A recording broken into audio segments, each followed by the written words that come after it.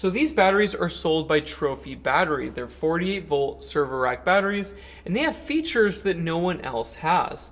And I really haven't covered them much on this channel, but they're just as good as everyone else, if not better, and they're at a lower price. In my opinion, they're probably the most underrated server rack battery on the market, and I'm going to show you why. Now first, let's talk about their product lineup. They do not sell kits with inverters or solar panels. They only sell batteries by themselves. And they have 3 models of 48 volt batteries. One is 100 amp hours, the next is 220 amp hours, and their largest model is 304 amp hours. And they do not sell server racks. That's a big reason people do not buy them, is because they do not sell server racks and they do not sell inverters and solar panels. But if you can find a way to rack these, which there are cheap options, and I'll show you how to do that in this video, you could save a ton of money by buying these types of batteries instead. So first, let's start with the pros of a Trophy battery. First off, all of their batteries have internal heaters, and no other server rack on the market has that. So if you have a cold environment, that might help you out. Next, they use higher priced cells. They use Catalyst and Eve cells. Everybody else pretty much uses Gafang cells. These cost more. These are EV grade. The Gafangs are EV grade and UL listed as well though, so that's a minor difference. Just these do cost more when you're building a battery, or so I'm told. Next, all of their batteries actually pull more capacity than what they're advertised to do. And this is because they saw some of my older videos and they didn't want to screw this up, so their method is to under-promise and over-deliver. For example, the 220 amp hour model, if you open it up, it actually has like 230 or 240 amp hour cells. And you can see it on the state of charge with the remaining capacity. This is a 110 amp hour and it shows 115 amp hour. And guess what? It's not even fully charged. So these are probably 120 amp hour cells. Next, they have a 10-year warranty, which is pretty much the best in the industry, and it's non-pro rated. And it also carries on to the next person that you sell your batteries to. And Trophy Battery has great customer service. I've never heard anybody complain about them. And Dan, the main guy that works there, is the nicest guy ever. You can ask anybody on the forum, anyone that has bought these batteries, he ships them out instantly, and if you have any problems, he will find a way to solve it fast. And I think that's because he's only selling batteries. He's not trying to troubleshoot inverters and all sorts of other components. He only focuses on batteries, and that's it. Also, I should add that Dan has never tried to pressure me into making any videos. He doesn't contact me at all. But if I need to contact him, he answers instantly, and everyone else has had the same exact experience as mine. Personally, I like that. I do not like when they try to become my friend or they try to contact me over and over again.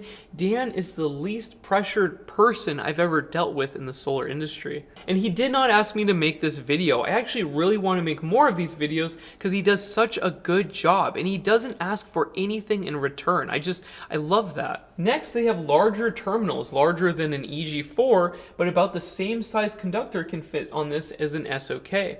So this is another big benefit. You can put 2/0 gauge cables on here, which is a lot larger than an EG4 server rack. And their larger batteries actually have larger terminals where you can put 4/0 gauge cables on there. Next, the display is better for the money than everybody else. I do not like the SOK display because you have to click around to access the state of charge or the cell capacity. This one shows everything just like an EG4, but it's cheaper than an EG4. And on the main screen, it tells you all of the details you need to know. You don't really have to click around because it tells you everything right here. On the top, we have how much current is going in and out of the battery. We have the nominal voltage, the capacity in amp hours, we have the maximum and minimum cell voltages, and then state of charge in a percentage. And next we have the temperature sensor readouts. Now this might seem like a subtle difference, but it's really not, especially if you have a lot of batteries in parallel. If you can just see how much current is going in and out and the state of charge, you can instantly assess how your system is actually functioning. On Jack Up Here and SOK, you have to access this information by clicking around on a menu. And I told them to change that, and I hope they do, but yeah, it's not nearly as easy as this. Or an EG4. The EG4 has pretty much the same ease of use for the display as this. Now let's move on to the downsides, and then we'll do a teardown. So first downside is these are not flashy batteries. They don't have bright colors with bright logos. Their website is not as nice as like Current Connected or Signature Solar, but that does reduce cost. And I've had some viewers say that they like that because they don't want all these flashy marketing logos everywhere. I mean, look at this. This is just a metal box and there's no sticker or anything. Next downside is they do not sell any kits, and those are very popular. A lot of people, especially beginners, would rather just click add to cart and have a full-size off-grid system come to their door.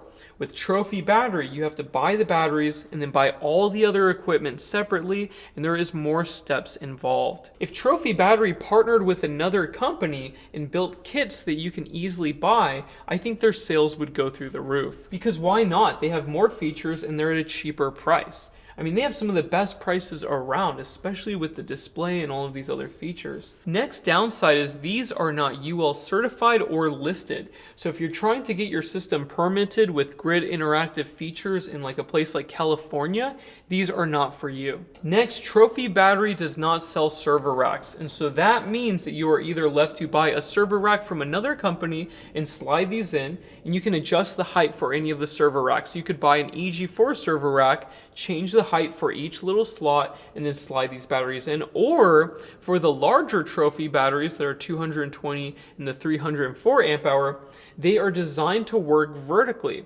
And in their mind, before they even sold a single battery, they actually wanted these batteries to be vertical up against a wall and connected in parallel.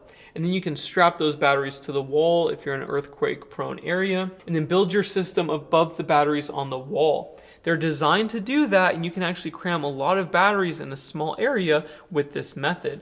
But it doesn't look as cool as a server rack tower, but it does work well, and they're very, very heavy, so the chances of it tipping over are pretty slim, but you still want to secure those batteries. Or you can use the DeWalt storage rack like we did in a previous video of mine. You can actually stack these batteries vertically or horizontally really nicely in the DeWalt storage rack, and they fit perfectly. It's not as professional or nearly as nice looking as a server rack, but you have options. And actually, that's a very cheap way to stack a lot of batteries. You have 3 shelves and they can hold tons of these server rack batteries. So again, if you're on a budget, the 100 amp hour model with those DeWalt storage racks is probably the best bang for your buck around.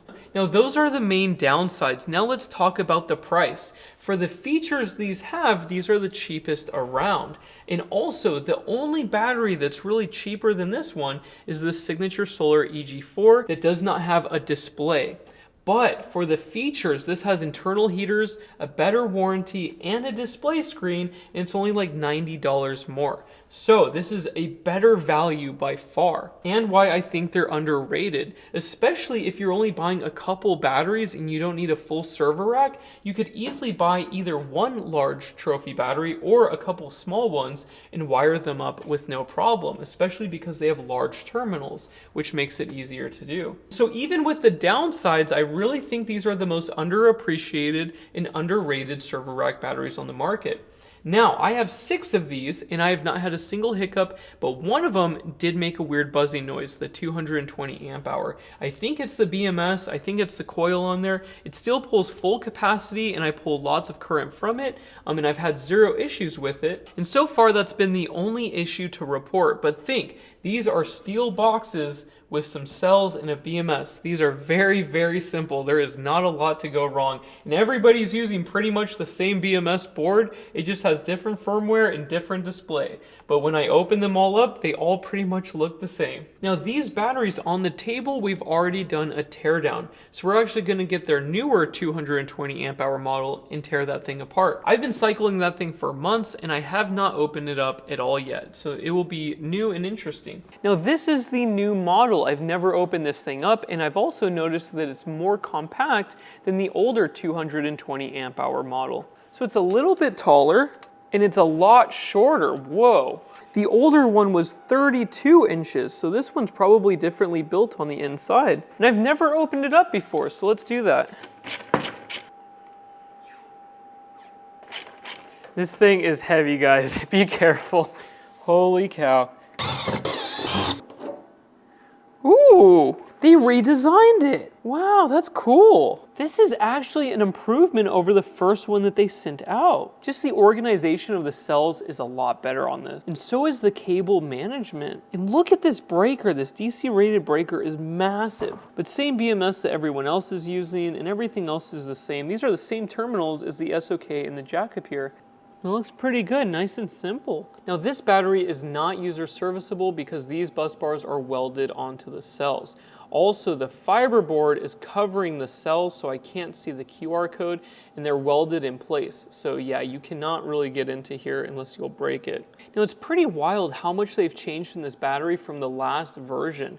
This is like a totally different battery. It seems very similar to other server rack batteries. I feel like these are all made in the same factory, but I could be wrong. Like the design of the cell holders, I've seen other batteries with similar designs. So I wonder if they're friends and they're copying each other or what? Or if they're enemies and they're copying each other, I don't know. But with how China works and their values, they probably don't care. They all just copy each other anyways. And all the BMS plugs are actually glued into place. Another thing that's new is this bus bar that's made out of copper that connects the two packs.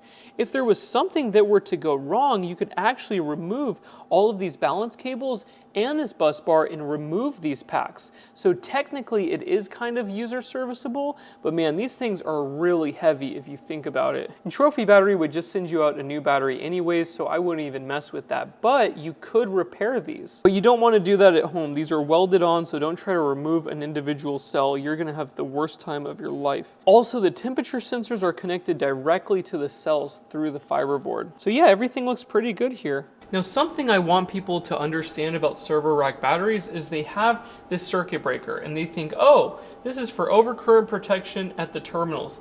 Technically not. You'll notice it says on and off because this serves as a disconnect of sorts. Under regular use, this breaker should never trip. It's only used as an economical on and off switch. The BMS inside has its own overcurrent protection, and this trips much more faster than this breaker ever could. Now, if the BMS has a shorted FET, then the breaker is going to trip, but that's going to be pretty rare, and especially with this BMS, pretty unlikely. But if it does happen, you have a DC rated circuit breaker on pretty much all server rack batteries now. Now that's all I can really talk about. These batteries are kind of boring because they just work. Most server rack batteries, even if you have really cheap cells, they're going to last a very long time. Typically the weak point in lithium iron phosphate batteries when I first started this channel was the BMS, but now that we have all of these high quality BMSs, the chances of problems happening are pretty rare. What could happen is a shorted cell, but that's like 1 out of 1,000 or 10,000 or something. And these cells are EV grade UL listed, so the chances of that are again very, very slim. Personally, I've actually never seen one ever do that. And most of the distributors that I know don't have that problem either. It's very, very rare. So yeah, overall Trophy battery, fantastic battery. If you guys have something that you dislike about them, please let me know below. I've been checking the forums for a very long time and I haven't seen any complaints on them. And for the price, and if you can build your own racking system, these are fantastic batteries. Now in the near future, we're gonna actually test these batteries to their maximum output limits. So we're gonna use a single large inverter on a wall, and we're gonna put that 220 amp hour battery right below it, and we're gonna see how far we can push it until it starts to get mad or disconnect. That will be a lot of fun. Also, customers reported that the internal heaters worked on their Trophy batteries, so that's really good as well. Typically, it's very hard to get these cold enough to trigger the heaters. So yeah, people don't realize that the thermal mass of these batteries is pretty massive, especially if you have a lot of them. And if they're charging or discharging at all during the night, the internal cell temperature will raise, and it's hard to get that core of the cell to a cold enough temperature where you turn on the heaters. But yeah, they actually do work if you get them cold enough. And that's a pretty simple system and easy to implement with these BMSs. And that's pretty much it. I hope you liked the video, and there's more to come. Thank you so much. Bye.